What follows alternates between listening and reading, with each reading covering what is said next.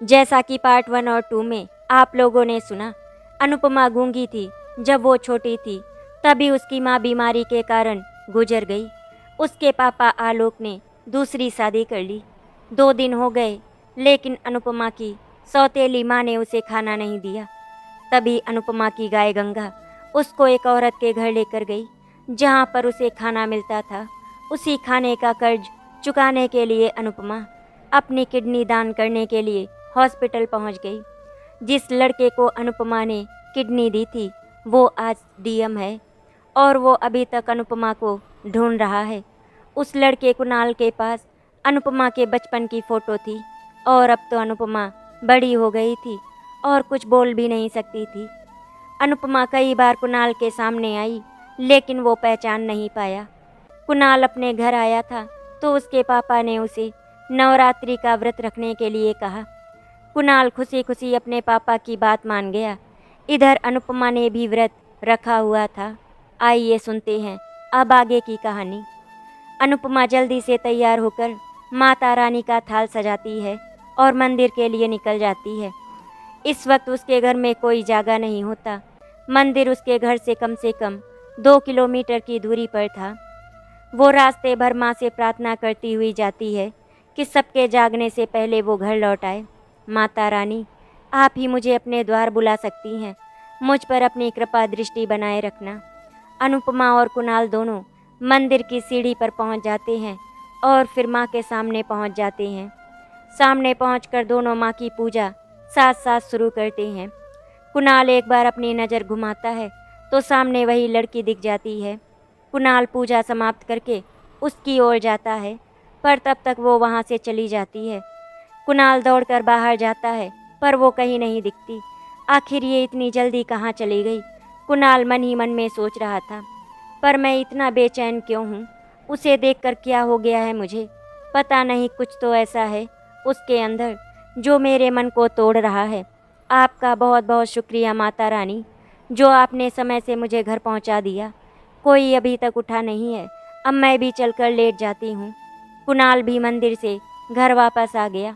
वो अपने कमरे में आकर सोचता है, क्या हो गया है मुझे? मैं अपने कर्तव्य से भटक रहा हूँ। वो लड़की कौन है मैं तो जानता भी नहीं। फिर क्यों बार बार मेरे मन में हलचल हो रही है? क्यों मेरा मन बेचैन हो रहा है, परेशान है उसकी एक झलक के लिए? अनुपमा सोच रही थी। माता रानी, मेरी खुशी मेरा दुख सब आपके हाथों में है। बचपन से आज तक मैं इस आंगन में आपकी तस्वीर के सहारे सोती आई हूँ। डर लगता है तो आपकी तस्वीर को गले लगाकर सो जाती हूँ। मन में बेचैनी होती है तो आपके ऊपर अपना सिर रखकर रो लेती हूँ। भूख लगती है तो तुझे देखकर संतुष्ट हो जाती हूँ। पर अब ये अकेलापन, ये मन संभाल नहीं पा रहा। मन करता है किसी से अपने मन का सारा हाल कहूँ, पर कौन है जो मेरी बिन बोली जुबान पढ़ पाएगा? शायद ही ऐसा कोई बना है जग में जो मेरी बात को पढ़कर समझ सके, मुझे अपनी गोद में लेटाकर मुझे प्यार करे, मेरे मन की बात को जानकर मुझे समझाए, कभी प्यार से कभी डांट के। क्या है कोई ऐसा माँ? बोलो, जवाब दो। अनुपमा की सौतेली बहन रिया उठकर बाहर आती है। गूंगी, चाय तो दे मेरी। अनुपमा इशारे से लाती हूँ बोल देती है। अरे रिया, मेरी बच्ची, उठ गई तू? चल जल्दी से तैयार होकर आ और चल मेरे साथ। माँ, इतनी सुबह सुबह कहाँ जा रही हैं आप और मुझे कहाँ लेकर जाएंगी? रिया बेटा, मंदिर चल और सुन, आज कुछ खाना मत। आज से नवरात्रि शुरू हो रहे हैं तो तुझे उस अवसर को पाने के लिए ये व्रत रखने होंगे। माँ, आपका दिमाग खराब है? व्रत और मैं कभी नहीं। मैं भूखी प्यासी नहीं रह सकती, चाहे कारण जो भी हो। पर ये मंदिर वगैरह जाने का काम आप ही कीजिए, मुझसे नहीं होगा ये सब। पर बेटा, माँ, आप सुन चुकी ना मेरा जवाब, या और कुछ भी सुनना है आपको? अनुपमा चाय लेकर आती है। अनुपमा, तू मेरे बेड पर ही मेरी चाय देकर जाया कर। कल से ध्यान रहे, जो भी मैंने कहा समझी। अपनी ड्यूटी पर कुणाल बहुत सालों पहले की आई कुछ एप्लीकेशन देखता है और उनमें से जो भी उसे महत्वपूर्ण लगती हैं उन सबको बुलवाया उसने। सर, जिन लोगों को आपने बुलाया था वे लोग आ गए हैं। ठीक है, आप उन सबको बैठाइए, मैं आता हूँ। थोड़ी देर बाद कुणाल आया। मैंने आप सबकी अर्जी बहुत ध्यान से पढ़ी और फिर उनके बारे में गहराई से सोचा। तब मैंने फैसला किया कि मुझे किन किन बातों पर ध्यान देना चाहिए। तो सरिता जी, अरुण जी, दीपक जी, विवेक जी और जया जी की अर्जी है कि आपके इस गांव में एक ऐसा बदलाव आए जो यहाँ की लड़कियों को पढ़ने से और उनको नौकरी करने से कोई रोक ना पाए। तो मैं आपको ये विश्वास दिलाता हूँ कि आपके गांव में ही मैं बच्चियों के लिए बेहतर विद्यालय और अच्छी कंपनियों के संपर्क का जरिया बनाने की कोशिश करूँगा, जिससे बच्चियों को दूर जाने के डर से पढ़ने से ना रोक सके। आपकी ये पहल सच में सराहनीय है, इसीलिए मैं आपको सम्मान भी दिलवाऊंगा। वही राम दुलारी जी ने अर्जी लगाई है कि उनकी बेटी को कुछ लड़के ज़बरदस्ती छेड़ते हैं, जिसके डर से वो अपनी बेटी की शादी करना चाहती हैं, पर वो सिर्फ 16 साल की है और मेरे को अगर किसी भी तरह की कानूनी मदद की ज़रूरत पड़े तो सरकार से मिल सके। आप ऐसा क्यों सोच रही हैं काकी जी?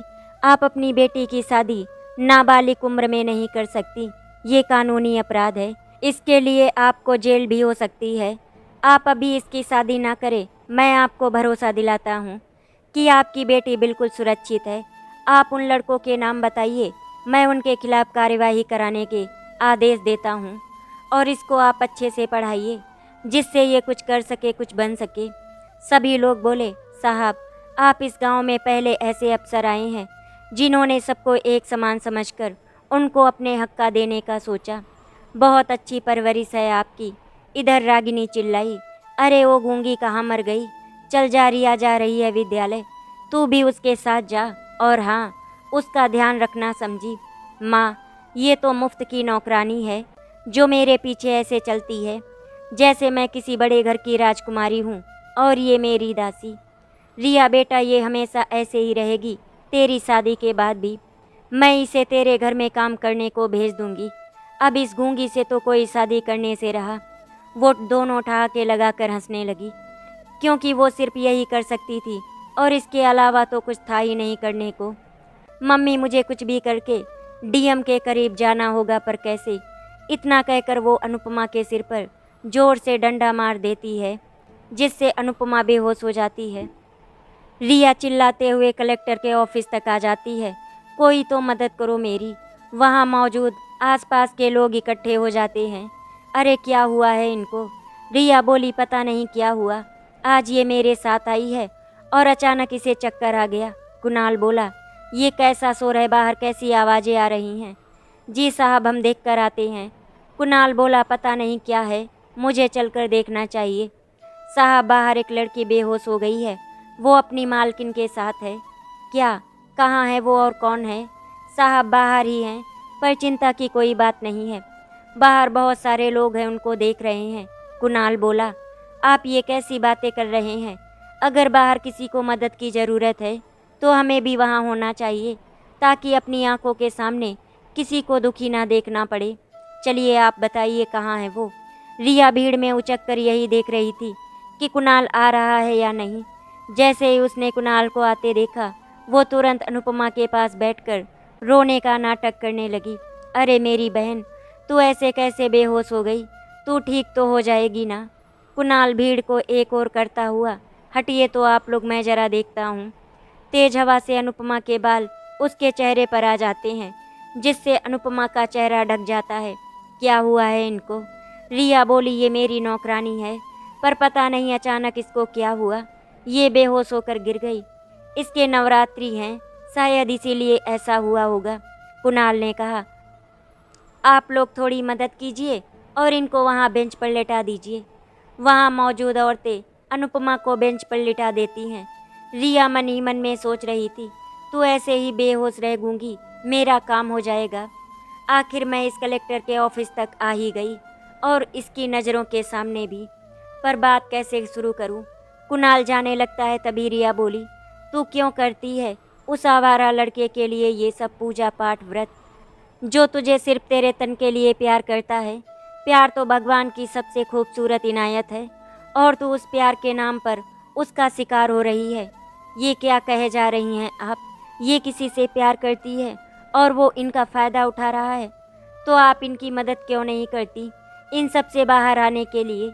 रिया कुणाल के करीब जाने की कोशिश करती है और झूठे आंसू बहाकर, क्या करें हम कलेक्टर साहब? ये कुछ सुनने को तैयार ही नहीं है। जब भी कुछ समझाने जाओ तो उल्टा हमें समझा कर भेज देती है। कुणाल बोला, पर ये ऐसे बेहोश क्यों हो गई? कुछ परेशानी है क्या इनको? रिया अपने मन में, अरे अब क्या कहूँ, कुछ तो सोच कुछ बढ़ा। पता नहीं कलेक्टर साहब, पर पिछले 2-3 दिन से ये ऐसा ही कर रही है।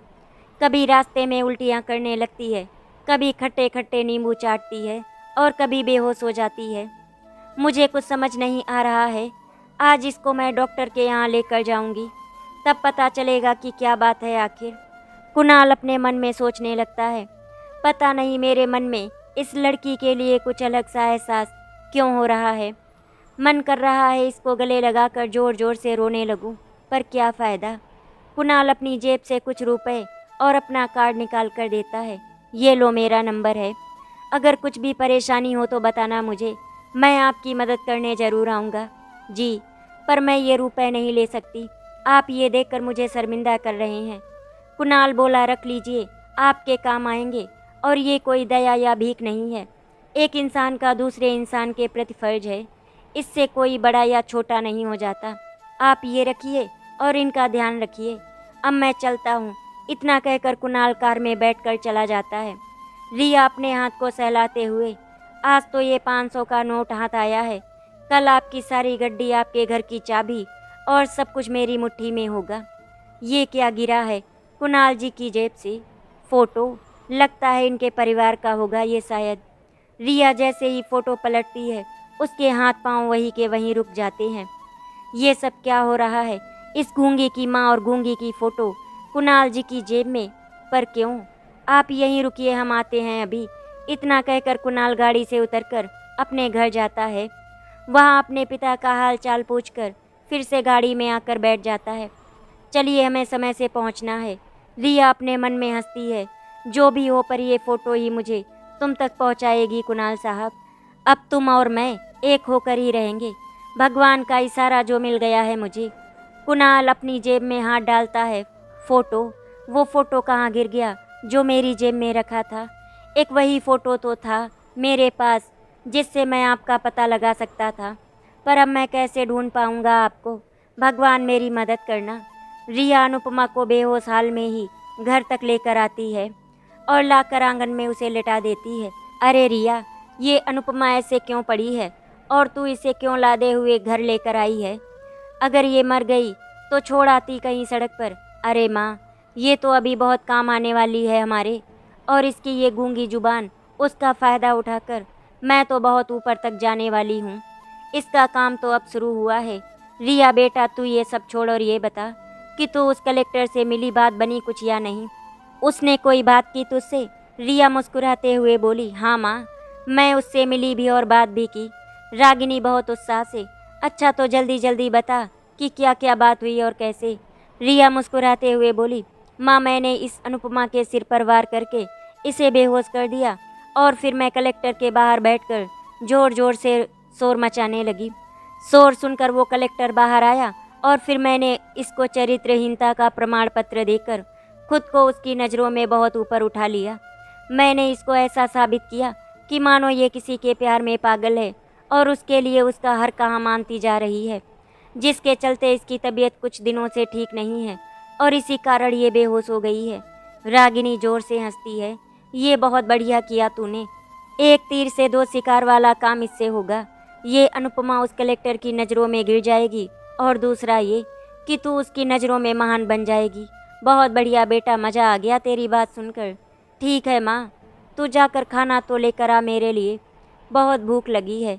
इतना कहकर अपने मन में सोचती है, कुछ तो ऐसा है इस अनुपमा और उस कलेक्टर के बीच में जो मुझे नहीं पता। पर क्या? अगर कुछ नहीं होता तो ये गूंगी की माँ की फ़ोटो उसके पास नहीं होती। पता तो लगाना ही होगा। रागिनी खाना लेकर आती है। आ बिटिया, खाना खा और फिर बता कि तू क्या करने वाली है। एक बात और, कलेक्टर साहब तेरी बातों में आ गए हैं तो तू उनसे रोज़ मिल, किसी न किसी बहाने से। हो सकता है तेरा सपना जल्दी हकीकत में बदल जाए। ख्वाब तो मेरा पूरा होगा ही, और इस ख्वाब को पूरा करने में मेरी सीढ़ी बनेगी ये गूंगी। हो ना हो माँ, इस गूंगी का बहुत पुराना नाता है उस कलेक्टर के साथ। मुझे उसकी जेब से ये फ़ोटो मिला है, यही फ़ोटो मैंने उस गूंगी के पास देखा था। रागिनी बोली। फ़ोटो कौन सा? फ़ोटो ज़रा मुझे तो दिखा, कौन सा फ़ोटो है? माँ 1 मिनट रुक, मैं दिखाती हूँ। वो अपना पर्स खोलकर उसमें से फ़ोटो निकाल कर, ये देख माँ, ये वही फ़ोटो, पर समझ में नहीं आ रहा कि ये है कौन। अरे ये तो गूंगी और उसकी माँ की फ़ोटो है, पर ये कलेक्टर के पास कैसे आया और वो इसे कैसे जानता है? ज़रूर कुछ राज है जो हम नहीं जानते। तो चिंता मत कर माँ, अब मैं पता लगाऊंगी कि आखिर राज है क्या और क्या कारण है कि वो नवाब इस भिखारिन का फ़ोटो अपनी जेब में रखकर घूम रहा है। चल बेटा, अब जाकर अपना काम पूरा कर, तुझे कल कॉलेज भी तो जाना है। अब दामाद कलेक्टर होगा तो बेटी भी उसकी जैसी होनी चाहिए ना। माँ तुम भी ना।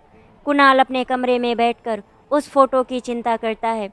पता नहीं भगवान, मैं उस लड़की से कभी मिल भी पाऊंगा कि नहीं, जिसने मुझे ज़िंदगी दी, मेरे माता पिता का सहारा बनी। उनको उम्मीद थी उस फोटो के रहते, पर अब ऐसा लगता है सब कुछ वहीं के वहीं रुक गया हो मानो। कुणाल के पिताजी बोले, बेटा तुम इस वक्त अपने कमरे में ऐसे बेचैन क्यों घूम रहे हो? सब कुछ ठीक है ना? कोई दिक्कत तो नहीं है ना काम में? पापा आप आइए ना, बैठिए। मेरी बात का जवाब नहीं दिया तूने बेटा। क्या बात है जिसके चलते तू इतना परेशान है? कुणाल खड़े होकर बालकनी के दरवाजे पर मुंह करके कहता है। पता नहीं पापा क्यों, पर अब मुझे ऐसा लगता है कि मैं उस लड़की से शायद ही कभी मिल पाऊंगा। तुझे ऐसा क्यों लगता है बेटा, ये भी बता दे मुझे। पापा मैं आज तक उस लड़की को सिर्फ उस फ़ोटो के सहारे से ढूंढ रहा था, और वही फ़ोटो एक उम्मीद थी मेरी ज़िंदगी में कि मैं उनसे मिल पाऊंगा। मैंने आज तक उनको नहीं देखा, बस उस फ़ोटो से ही उनकी कल्पना करता रहता हूँ। पर आज वो फ़ोटो भी कहीं गिर गया, मेरी आखिरी उम्मीद भी टूट गई। पापा बेटा, आज मैं तुम्हें कुछ बताना चाहता हूँ। जब तुम्हारी माँ और मैं शादी करके इस घर में आए थे ना, तब बहुत सपने थे हमारे, पर बहुत से सपनों में एक खास सपना था अपने बच्चे का। हम दोनों चाहते थे कि हम जल्द से जल्द माता पिता बन जाएं, पर इस सपने को पूरा करना शायद भगवान की मर्जी नहीं थी। इसीलिए उन्होंने हमें ये सुख शादी के 3 वर्ष तक नहीं दिया। बहुत मन्नतों के बाद तुम्हारा जन्म हुआ। तुम्हारे जन्म के 3 साल बाद पता चला कि तुम ज़्यादा लंबे समय तक जीवित नहीं रहोगे। काफ़ी सालों तक तुम्हारा इलाज चलता रहा। मैं और तुम्हारी माँ तो हिम्मत ही हार चुके थे, रास्ते बंद हो चुके थे। मानो हमारे लिए फिर एक उम्मीद बनकर आई वो लड़की, जिसको हम में से किसी ने नहीं देखा था। उसने मानो हमारे जीवन में फिर से जीने की चाहत जगाई, हमें तुम्हारी ज़िंदगी देकर नया जीवन दे दिया। यही काफ़ी नहीं था बेटा, हम बहुत खुश हो गए थे कि अब हमारे जीवन में सब अच्छा ही होगा। तुम ठीक थे, सब कुछ अच्छा था, पर फिर हमने जब तुम्हारी पढ़ाई के लिए तुम्हें अपने से दूर किया, तब तुम्हारी माँ की ये हालत देख रहे हो ना। वो जिंदा तो है पर बोलती नहीं। हम ये तो नहीं जानते कि वो कब फिर से बोलेगी, पर इतना ज़रूर जानते हैं कि इसमें भी उसका कोई बड़ा हाथ होगा। वो चाहे तो क्या कुछ नहीं कर सकता। हमें भरोसा है कि वही हमारे जीवन की हर खुशी को हमें लौटाएगा। कुणाल अपने पिता के गले लगकर, थैंक यू पापा, आपने मुझे फिर से विश्वास दिला दिया कि अगर मन में भरोसा हो तो सब कुछ अच्छा हो सकता है और हमें हमारी मंजिल भी मिल सकती है। अब मैं अपने इस विश्वास को कभी टूटने नहीं दूंगा। अगर माता रानी की मर्जी होगी तो वो मुझे ज़रूर मिलेगी। ठीक है बेटा, अब तू सो जा, तुझे कल सुबह मंदिर भी तो जाना है। माता रानी तेरी खुशी तुझे ज़रूर देंगी। कुणाल लेटकर सोचता है, पता नहीं आप कैसी दिखती होंगी। मेरे मन में आपके लिए बहुत कुछ है, सब कुछ आपको बताना चाहता हूँ, पर उस दिन का इंतज़ार करते मुझे बहुत साल बीत गए। न जाने और कितना समय लगेगा। सुबह अनुपमा जल्दी से नहाकर तैयार हो जाती है और मंदिर की ओर चल देती है। आज माता रानी का तीसरा दिन था। हम जल्दी से उनके दर्शन कर लेते हैं, फिर हमें एक पल की भी फुर्सत नहीं मिलती कि हम खुद से भी बोल पाएं। अनुपमा बड़बड़ करती माता रानी के मंदिर आ जाती है। माता के सामने उसका मन बहुत रोता है। अपने मन के भीतर वो अनेक सवाल लिए वहीं बैठ जाती है। माँ, आप तो हमारी बातें सुनती हैं ना? आप तो जानती हैं कि हम क्या चाहते हैं। हम चाहते हैं कि हमें भी ऐसा साथी मिल जाए, वो हमारे खामोश शब्दों को भी बोलकर हमें समझा पाए। पर शायद ही कभी ऐसा होगा कि हम अपने उस साथी को मिल पाएंगे। कुणाल पीछे से आकर मंदिर की घंटी बजाता है। अरे आज तो मैं फूल और दीप लाना ही भूल गया, अब क्या करूं? अनुपमा अपना थाल आगे बढ़ाकर उससे फूल लेने को कहती है। वो बोला मैं आपके फूल, पर अनुपमा पंडित जी की ओर इशारा करती है कि आरती शुरू हो गई है और अपनी दीप वाली थाली पकड़ने को कहती है। कुणाल अनुपमा की आरती का थाल पकड़कर आरती करने लगता है, पर अचानक उसका हाथ जब अनुपमा के हाथ से छूता है, उसकी धड़कनें तेज हो जाती हैं। निगाहें अनुपमा के चेहरे पर ही टिकी रहती हैं। उसकी बंद आंखें मानो बहुत कुछ कह रही हूँ। सामने से पंडित जी, बेटा आरती लीजिए। अनुपमा आरती लेकर पंडित जी के पांव छूती है और आरती का थाल कुणाल के हाथों में ही छोड़कर भाग जाती है। अरे सुनिए तो जरा, आपकी ये थाली, अजीब लड़की है, इतनी तेजी से कहाँ भाग कर गई है भला? जो भी हो, पर ये हर बार मेरी मदद कर जाती है और मैं उनको अपने मुंह से धन्यवाद भी नहीं कह पाता। कितना बुरा लगता होगा ना उनको। क्या सोचती होगी वो मेरे बारे में? मैं तो उनका नाम भी नहीं पूछ पाया। जो भी हो माँ, आज मैं यही कहूँगा कि वो जो भी आपसे मांग कर गई हो वो उनको जल्दी से जल्दी मिल जाए। अनुपमा घर आकर, अच्छा हुआ कि अभी सब सो रहे हैं, मैं अपना काम खत्म कर लेती हूँ, फिर सब उठ जाएंगे। कुणाल घर आकर, आज पापा अभी तक सो रहे हैं, कोई बात नहीं, मैं आज उनके लिए बढ़िया सी चाय बनाता हूँ। अनुपमा अपने काम को करती है और फिर सबके लिए चाय नाश्ता बनाती है। रागिनी बोली, अरे ओ अनुपमा, कहाँ है तू? इधर तो आ जरा। अनुपमा चाय का कप लिए रागिनी के सामने खड़ी होती है। ठीक है, और रिया की चाय बना दी कि नहीं? मेरी बच्ची कितनी मेहनत करती है, कितना काम होता है उसके सिर पर, ऊपर से ये पेपर और आ रहे हैं, देखो कैसे पढ़ेगी मेरी बेटी। अनुपमा वहाँ से चली जाती है और बाहर जाकर गंगा से बातें करती है। गंगा, एक तुम ही हो जो मेरी हर बात का जवाब देती हो। गंगा भी जोर से चिल्लाती है। गंगा जानती है तू मेरे मन में कितनी टेंशन है। मास्टर साहब ने बोला है कि अगर मैंने ये परीक्षा अच्छे नंबरों से पास कर ली तो मुझे इसके लिए विद्यालय की तरफ से 20,000 रुपये का इनाम दिया जाएगा। अगर वो पैसे मुझे मिल गए तो मैं सबसे पहले मास्टर साहब के पैसे दूंगी, उसके बाद डीएम साहब को एक उपहार दूंगी जिससे वो इस गांव के लिए कुछ करें, और फिर तेरे लिए एक गले की घंटी भी खरीद दूंगी जिससे तू जब चाहे मुझे बुला ले और मैं तेरी बातों को समझ सकूं। पापा उठिए और लीजिए आपकी गर्मा गर्म चाय, आज मैंने अपने हाथों से बनाई है, आइए हम दोनों साथ में बैठकर पीते हैं। तू आज खुद चाय लेकर आ गया बेटा, मुझे उठा दिया होता। आज पता नहीं कैसे मेरी आँख ही नहीं खुली और तुझे चाय भी बनानी पड़ गई। पापा, इसमें इतना परेशान होने की कोई ज़रूरत नहीं है। मैं खुद चाहता हूँ कि मैं अपने पापा के लिए कुछ कर सकूँ। कभी कभी तो ये मौका मिलता है और आप उसको भी मुझसे छीनना चाहते हैं।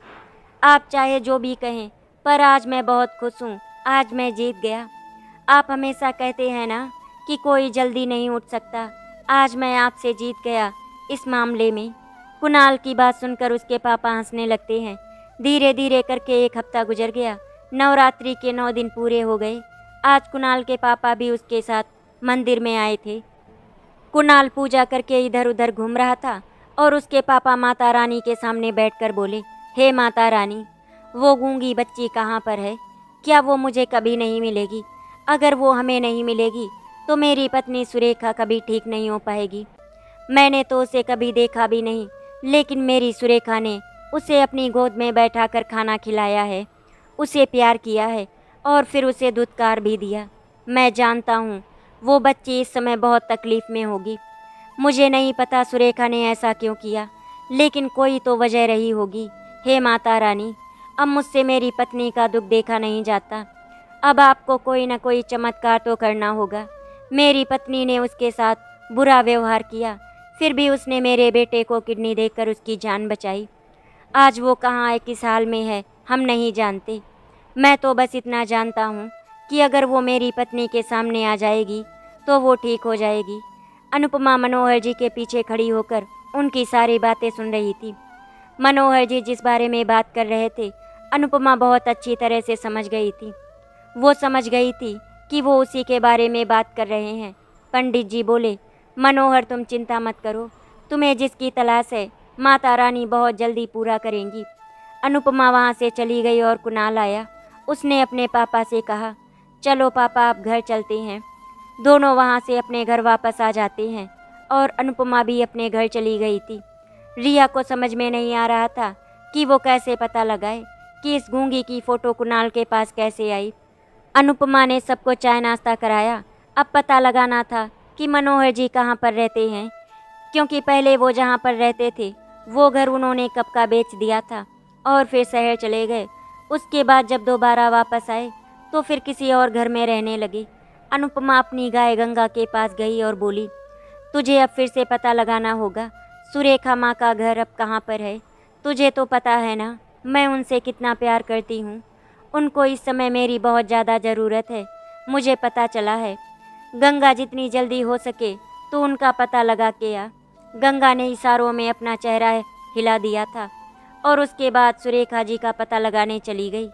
गंगा को पूरा गांव घूमते हुए 2 दिन बीत गए। इस बीच में उसने पता लगा लिया कि सुरेखा जी का घर कहाँ पर है। अगले दिन सुबह अनुपमा जब गंगा के पास गई और पूछा, गंगा तुम्हें उनका पता चला? तो गंगा ने हाँ में अपना सिर हिलाया। अनुपमा के चेहरे पर मुस्कान तैर गई थी। उसने कहा, गंगा तू यहीं पर रुक, मैं जल्दी से सबको चाय नाश्ता करा कर आती हूँ, फिर हम दोनों साथ में चलते हैं। अनुपमा ने सबके लिए चाय नाश्ता बना दिया और फिर गंगा के साथ सुरेखा जी के घर के लिए निकल गई। कुणाल अपनी ड्यूटी पर चला गया था। घर में सिर्फ मनोहर जी और सुरेखा जी ही थे। अनुपमा कुछ बोल नहीं पाती थी, इसीलिए उसे समझ में नहीं आ रहा था कि वो मनोहर जी को कैसे बताए कि वो सुरेखा से मिलना चाहती है। अनुपमा ने अपनी जेब से पेन और कॉपी निकाली और उस पर लिख दिया कि वो सुरेखा जी से मिलना चाहती है। मनोहर जी ने अनुपमा से कहा, क्या तुम बोल नहीं सकती? तो अनुपमा ने हाँ में सिर हिलाया। मनोहर जी के अंदर एक उम्मीद जाग गई कि कहीं यही वो लड़की तो नहीं जिसके बारे में सुरेखा बात कर रही थी, क्योंकि वो लड़की भी तो गूंगी थी। गंगा वहीं दरवाजे के पास एक किनारे खड़ी हो गई थी। मनोहर अनुपमा को लेकर सुरेखा के पास गया। अनुपमा वही मेज पर सुरेखा जी के पास में बैठ गई। सुरेखा जी को देखकर अनुपमा की आंखों में आंसू आ गए। उसने सुरेखा जी का हाथ अपने हाथों में थाम लिया। जैसे ही अनुपमा ने सुरेखा जी का हाथ पकड़ा तो उन्होंने आंखें खोल दी। ये देखकर मनोहर जी हैरान हो गए। मनोहर जी समझ गए थे कि ये वही लड़की है। सुरेखा जी की आंखों से आंसू बहने लगे। अनुपमा ने उनके आंसू पोंछ दिए। सुरेखा जी अनुपमा से बात करना चाहती थी, लेकिन वो बोल नहीं पा रही थी। उन्होंने मनोहर जी की तरफ इशारा किया कि अनुपमा वही लड़की है जिसकी उनको तलाश थी। अनुपमा सुबह 1 घंटे के लिए सुरेखा जी के पास चली जाया करती थी, जिसकी वजह से सुरेखा जी की तबीयत दिन ब दिन ठीक होती जा रही थी। ये देखकर कुणाल भी हैरान था। वो मन ही मन में सोच रहा था कि आखिर ऐसा क्या हो गया कि उसकी माँ की तबीयत इतनी जल्दी ठीक होने लगी। मनोहर जी ने कुणाल को अभी तक कुछ नहीं बताया था। उन्होंने अनुपमा के बारे में सब कुछ पता लगा लिया था। अब समय आ गया था कुणाल को सब कुछ बताने का। मनोहर जी ने कुणाल से कहा, बेटा आज तुम ऑफिस के लिए मत जाना, मैं तुम्हें कुछ दिखाने वाला हूँ। सुरेखा जी अब थोड़ा थोड़ा बैठने लगी थी। तीनों साथ में बैठकर चाय पी रहे थे। तभी वहाँ पर अनुपमा आ जाती है। अनुपमा कुणाल को देखकर हैरान हो जाती है और कुणाल भी अनुपमा को देखकर हैरान हो जाता है। वो मन ही मन में सोचने लगा कि ये तो वही लड़की है जो हर बार मेरी मदद करती है। अनुपमा वहाँ पर चुपचाप खड़ी थी। मनोहर जी ने उसको सुरेखा के पास बैठाया। कुणाल अनुपमा को देखे जा रहा था। पापा, ये वही लड़की है जो हर बार मेरी मदद करती थी, लेकिन ये यहाँ पर कैसे? मनोहर जी ने कुणाल को बताया कि ये वही लड़की है जिसकी उसे तलाश थी। अनुपमा एकदम शांत बैठी थी। जब से कुणाल को पता चला कि ये वही लड़की है तो कुणाल उसे देखे जा रहा था। उसकी आंखों में आंसू साफ दिख रहे थे। मनोहर जी ने उससे उसका नाम पूछा तो अनुपमा ने अपनी पेन कॉपी निकाली और उस पर अपना नाम लिख दिया कि उसका नाम अनुपमा है। सुरेखा जी ने अनुपमा की तरफ देखा और कहा, अनुपमा बेटा, ये है मेरा बेटा कुणाल, जिसे तुमने ज़िंदगी दी है। अनुपमा, तुम्हें पता है कुणाल डीएम की पोस्ट पर जॉब कर रहा है। अनुपमा ने हाँ में सिर हिलाया कि उसे पता है कुणाल के बारे में। कुणाल को पता नहीं क्या हो गया था। वो अनुपमा को देखकर बहुत ही भावुक हो रहा था। उसने अनुपमा को गले से लगा लिया और उसकी आंखों से आंसू बहने लगे। वो मन ही मन में सोच रहा था कि कैसे एक लड़की की वजह से उसका घर फिर से खुशियों से भर गया। रिया इधर अपनी प्लानिंग कर रही थी कि कैसे कुणाल को अपने जाल में फंसाए, लेकिन उसे क्या पता था कि उसके सारे पैतरे विफल हो चुके हैं। आज अनुपमा और कुणाल के चेहरे पर एक अलग ही मुस्कुराहट और चमक दिखाई दे रही थी, जिसे देखकर मनोहर जी और सुरेखा जी दोनों बहुत खुश थे। मनोहर जी ने सोच लिया था कि अब वो अनुपमा को अपने घर की बहू बनाने में ज़्यादा देर नहीं करेंगे। उन्होंने इस बारे में कुणाल से बात कर ली तो कुणाल ने भी हाँ कर दिया। मनोहर जी अनुपमा के पास आए और बोले, अनुपमा बेटी, आज मैं तुम्हारे मम्मी पापा से मिलना चाहता हूँ। अनुपमा ने इशारों में बता दिया कि उसके पापा अब इस दुनिया में नहीं हैं। उसकी एक सौतेली माँ और बहन है, वो उनके साथ में रहती है। बाहर से गंगा की आवाज़ आई तो अनुपमा उठकर घर जाने के लिए तैयार हो गई। अनुपमा बेटा, आज मैं तुम्हारे साथ तुम्हारे घर चलूँगा। ये सुनकर अनुपमा थोड़ा सा डर गई थी, क्योंकि उसने अभी तक अपनी सौतेली माँ और बहन को बताया नहीं था कि वो उनसे मिलने के लिए आती है। मनोहर जी और कुणाल दोनों समझ गए कि अनुपमा डर रही है। अनुपमा ने हाँ में सिर हिलाया। अनुपमा गंगा को लेकर मनोहर जी के साथ अपने घर के लिए निकल गई। जैसे ही अपने घर के दरवाजे पर पहुंची, उसकी सौतेली माँ उस पर चिल्लाने लगी, कहाँ मर गई थी और रोज़ रोज़ कहाँ निकल जाती है नाश्ता बनाने के बाद। लगता है तुम्हारे हाथ पैर तोड़ने होंगे, तभी तुम घर में टिक कर बैठ पाओगी। तुझे पता है ना, मैंने तुझसे कितनी बार कहा है कि मेरी रिया को कुछ भी ज़रूरत हो तो उसको वो चीज़ उसी समय मिलनी चाहिए। मेरी रिया कब से तुझे ढूंढ रही है और तू इधर उधर घूम रही है। चल अंदर आ, आज मैं तुझे अच्छी तरह से समझाती हूँ। मनोहर जी खड़े होकर रागिनी की सारी बातें सुन रहे थे। मनोहर जी रागिनी के सामने आ गए। रागिनी ने कहा, आप कौन हैं और आपको किससे बात करनी है? तो मनोहर जी बोले, मैं आपसे बात करने के लिए आया हूँ।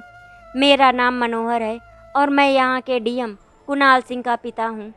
जैसे ही रागिनी को पता चला कि ये इंसान यहाँ के डीएम कुणाल सिंह का पिता है, उसने तुरंत हाथ जोड़ दिए और उन्हें नमस्कार किया।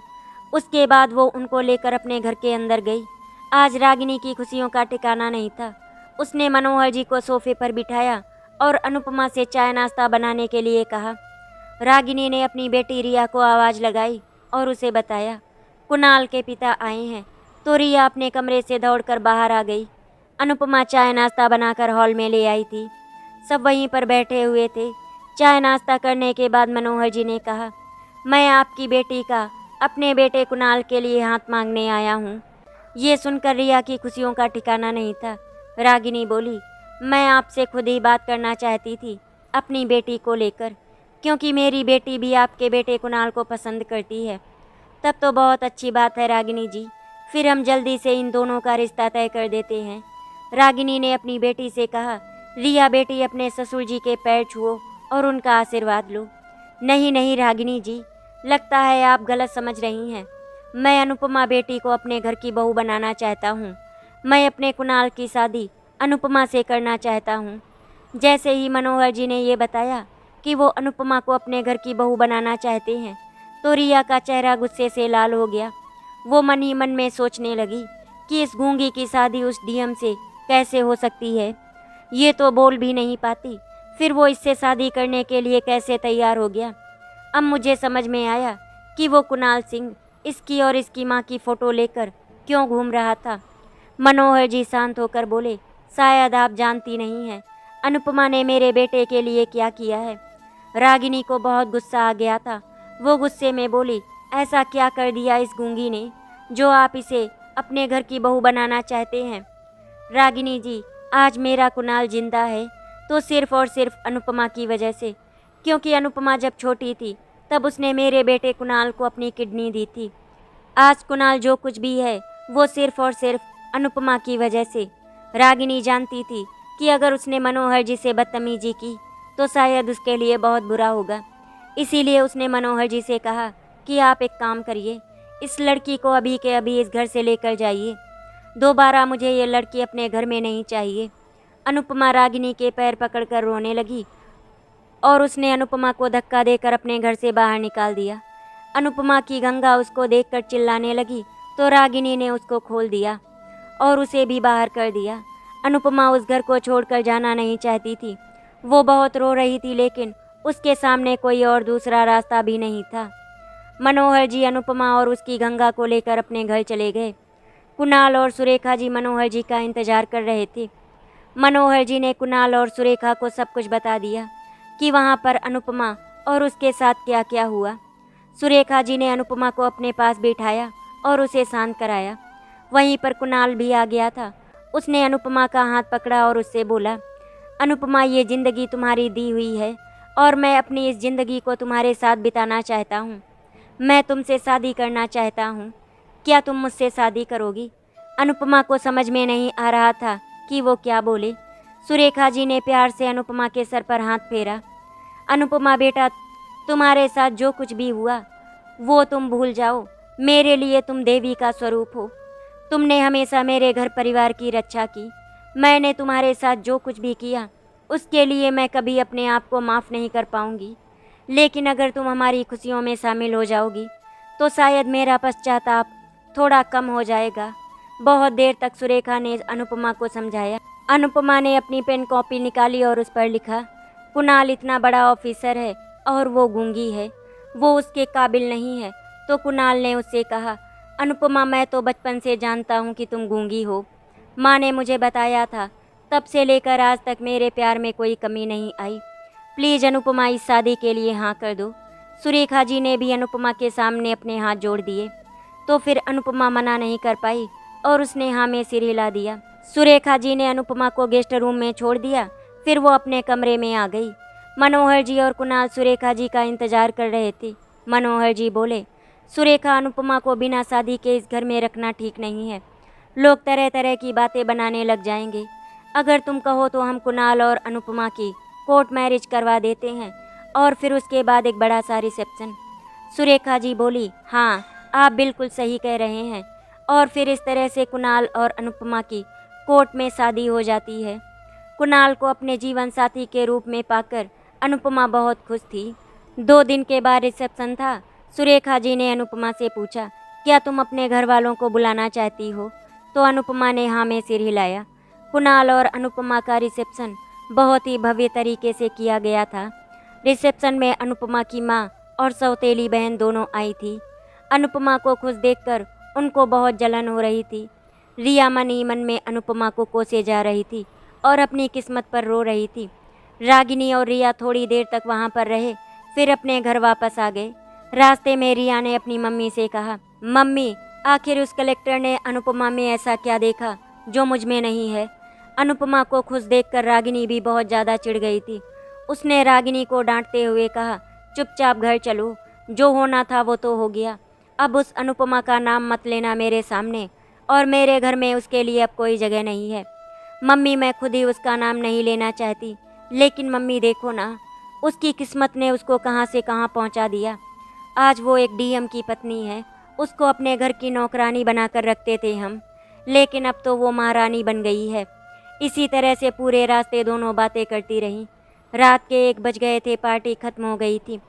कुणाल अनुपमा और अपने मम्मी पापा के साथ घर वापस आ गया। सुरेखा जी अनुपमा को अपनी बहू के रूप में पाकर बहुत खुश थी। अनुपमा ने पूरे घर की जिम्मेदारी बहुत अच्छे से संभाल ली थी। उसमें सिर्फ एक ही कमी थी कि वो बोल नहीं पाती थी। सुरेखा जी अपने पूरे परिवार के साथ बहुत खुश थी और ये खुशी आई थी सिर्फ और सिर्फ अनुपमा की वजह से। अनुपमा मन ही मन में सोच रही थी कि मैंने कभी किसी के साथ बुरा नहीं किया, इसीलिए शायद भगवान ने मुझे इतना अच्छा ससुराल दिया। मैंने तो कभी सोचा भी नहीं था कि मुझे कुणाल जैसा जीवन साथी मिलेगा। शाम के 7 बज रहे थे। कुणाल अपनी फाइलें चेक कर रहा था, तभी एक फाइल के अंदर उसी का स्क्रैच मिला। कुणाल ने अनुपमा को बताया कि ये पता नहीं किसने रखा है, जिसने भी बनाया है बहुत ही अच्छा बनाया है। अनुपमा उस स्क्रैच को देखकर मन ही मन में मुस्कुरा रही थी। क्या हुआ अनुपमा, तुम इस तरह से क्यों मुस्कुरा रही हो? तो अनुपमा ने कुणाल को इशारे में बताया कि ये स्क्रैच उसी ने बनाकर फाइल में रखा था। अरे वाह अनुपमा, मुझे तो पता ही नहीं था कि तुम्हें इतनी अच्छी पेंटिंग करनी आती है। अनुपमा, तुम एक काम करो, मैं तुम्हारे लिए एक शोरूम खुलवाता हूँ। उसमें तुम अपने स्क्रैच और पेंटिंग बनाकर रख सकती हो और उन्हें बेच भी सकती हो। शोरूम खोलने के बाद अनुपमा ने अपने लिए एक हेल्पर रख ली थी। सुरेखा जी भी काफ़ी हद तक ठीक हो गई थी, इसीलिए वो कभी कभी अनुपमा के साथ शोरूम पर जाया करती थी। जो भी अनुपमा के शोरूम पर आता और उसकी बनाई हुई स्केच और पेंटिंग देखता तो वो अनुपमा की बहुत तारीफ़ करते थे। अपनी तारीफ सुनकर अनुपमा बहुत खुश हो जाया करती थी। एक दो बार अनुपमा ने रागिनी और रिया को अपने घर बुलाने की कोशिश की, लेकिन वो नहीं आए। उसके बाद से अनुपमा ने भी उनसे मतलब रखना छोड़ दिया। अब अनुपमा अपनी ससुराल में बहुत खुश है। उसने तो कभी सोचा भी नहीं था कि उसे इतनी खुशियाँ मिल सकती हैं। आशा करती हूँ आपको हमारी कहानी अच्छी लगी होगी। अगर आपको हमारी कहानी अच्छी लगी तो वीडियो को लाइक एंड शेयर करें, चैनल को सब्सक्राइब करें। वीडियो देखने के लिए आपका धन्यवाद।